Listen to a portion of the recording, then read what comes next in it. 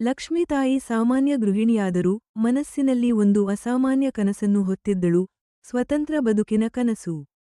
ದಿನವಿಡೀ ಮನೆ ಕೆಲಸಗಳಲ್ಲಿ ನಿರತರಾಗಿದ್ದರೂ ರಾತ್ರಿ ಹೊತ್ತು ತಮ್ಮ ಕೈಚಾತುರ್ಯದಿಂದ ಹ್ಯಾಂಡ್ಬ್ಯಾಗ್ಗಳನ್ನು ಮಾಡುತ್ತಿದ್ದಳು.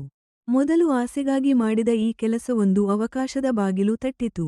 ಒಂದು ದಿನ ಆಕೆಯ ತಯಾರಿಸಿದ ಬ್ಯಾಗ್ಗಳನ್ನು ಪಕ್ಕದ ಅಂಗಡಿಯವನು ನೋಡಿ, ಇವು ಮಾರಾಟಕ್ಕೆ ಇಡಲು ಯೋಗ್ಯ ಎಂದ.